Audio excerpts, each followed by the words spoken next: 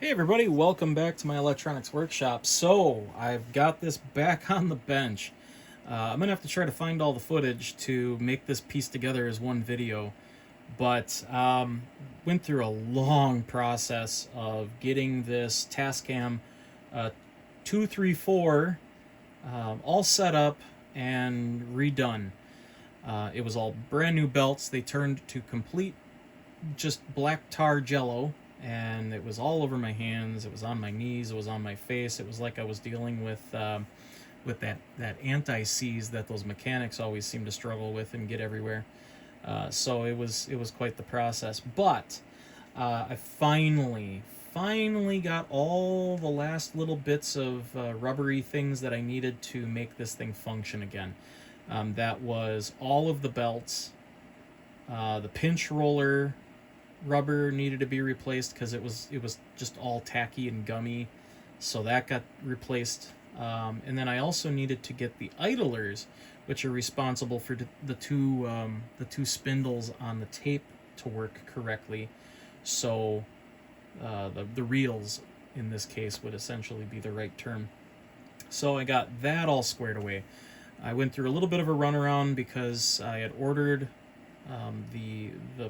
the idler wheels, and they were just incredibly too small. They were not the right ones for this unit. The seller actually was very good about getting back to me after I had gotten a hold of him and said, "Hey, these are wrong," and quickly realized that no, those were wrong. So he was very quick on giving me a refund. I did turn around and change the review to a more appropriate one, of because the seller was so good about being understanding about the situation. So, but I had already ordered a set of different idler rubbers for this from an overseas, a German reseller that deals strictly with Tascam equipment, and takes a lot longer to get them, but they arrived. So I'm happy that that's done. Got those installed. I did it off camera. I should really be doing this stuff more on camera, but I run into so many situations where this can't go any further because this part didn't fit, or or you're hearing me getting frustrated in the background. But anyway, so I got it all put back together. I got to source some screws because there were missing screws on this cabinet. So one for the lid and a few extra bits and bobs, and this thing will be all good to go. So with that being said, it is playing now. It's operating the way that it should. Let's just try to get this in a frame where you can see it a little bit better. Maybe I'll do some adjustment to the camera roll so that everything is looking much better. Sorry, should have done this earlier, but I didn't. And we'll zoom in on the face. So it's a really cool unit, actually. So it's a 4-track recorder that uses a regular cassette tape. You use higher quality cassettes in these because they work. They have better sound noise floor. Generally, they have a better noise floor where they're quieter. You don't get tape hiss. This is also a DBX. It has the noise reduction system, so you have a switch in the back that you can switch that in, which generally will eliminate most of that hiss or that harshness that tapes will have. So you have that as a DBX standard that is used on the tape. So for doing any type of recordings, it's beneficial. There's a whole lot of features on this. I haven't messed with it too much. There's some memory functionality. There's some function setting here for syncing of input on the tape stuff. I haven't really gone through the entire front of this, but it looks to be pretty nice. Headphone, that's where I've got it plugged into at the moment. I think this is 4 outputs on the back, 4 inputs. Yeah, 4 and 4, as well as a Q out. 1/4 inch left and right as well. That's adjustable with a trim for 1/4 inch on all of the outputs, 1, 2, 3, and 4. So it has a lot of options that are really great. Remote pitch control as well. I'll flip this around so you can see it. That'll be just a lot easier. Let's go ahead and unplug that. Spin this thing around. It's actually a really cool piece of equipment if you're really getting into doing some studio-ish type recordings on an older analog method. This is kind of cool. This particular unit has a bit of a history to it, which I'll get into. But yeah, noise reduction in and out. So that's how you turn on the DBX that's built in. You have your remote control, your remote pitch adjustment as well. So if you have that remotely in a different section, or you're setting up a console and that's your main unit, you have the capabilities of doing that with the proper attachments. 1 through 4, line in and line out, so you can go to other recording equipment or stuff for feeding in effects and yada yada yada.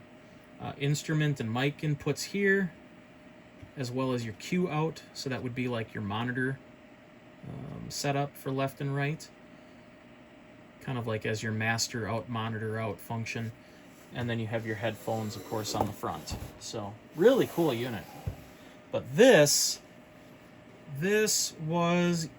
exact unit was used by the band Timbuk3, and this unit was used on the Austin City Limits, where Timbuk3 was on stage doing the Austin City Limits. It actually can be seen in their video that they have on their YouTube page.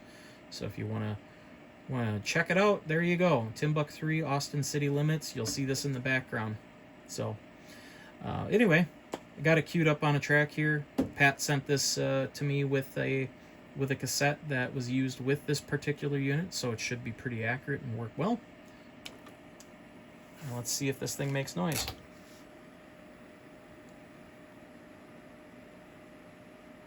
A little bit of a lead in.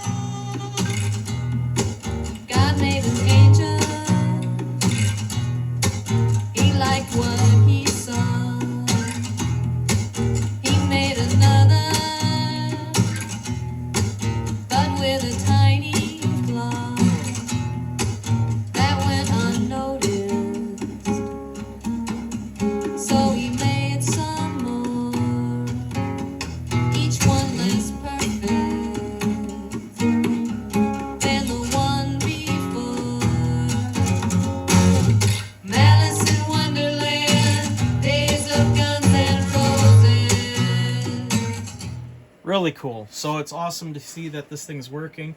And this particular unit is the tape from the 234 390 1990. So there you go. That tape was recorded in the 90s. And that would have been Timbuk3 days. So awesome. So anyway, I think I'm going to put a pin on this one and call this one done. Give it a little bit more of a cleanup. Find another screw to put in the cover to make that a whole unit again.